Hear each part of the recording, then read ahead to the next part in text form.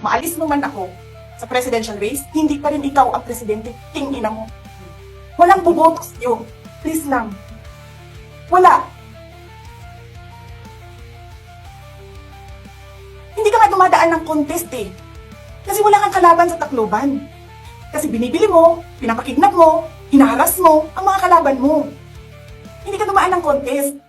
Ang alam mo lang, kasi mayaman ka, bibilhin ko lahat ng tao ng pera.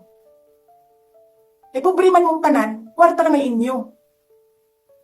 There is nothing in you except money. Yan lang.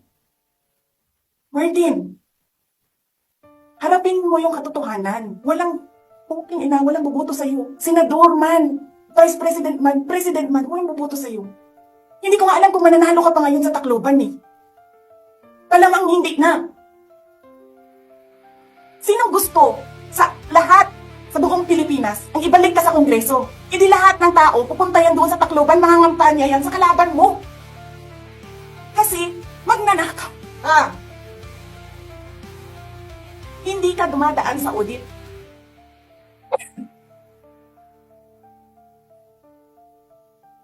Milyon-milyon, buwan-buwan, certification lang ng congressman.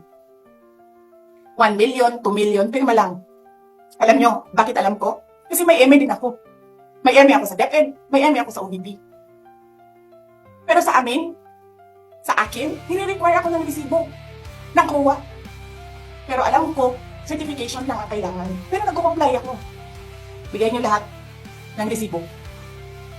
Pero ikaw, pirma mo lang, hindi mo nga ata pirma yan, pirma lang ng staff mo yan. Milyon-milyon dyan sa Committee on Accounts. Lumalabas ang pera. Pirma nyo lang. Walang nag-audit sa inyo. Sino ang nag-audit ng confidential funds ng Office of the President? Wala.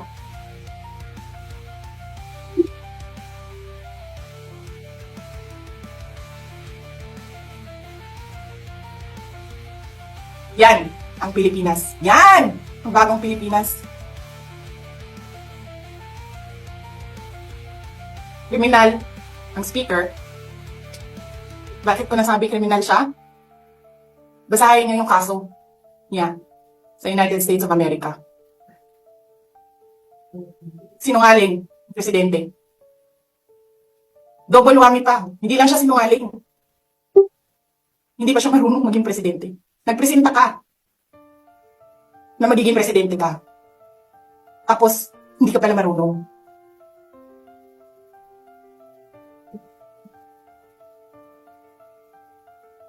Sarap-sarap ng kain ninyo, buffet, dyan, dito, sa House of Representatives.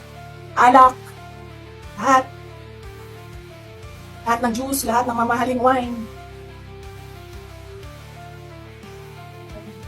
Pero yung taong bayan,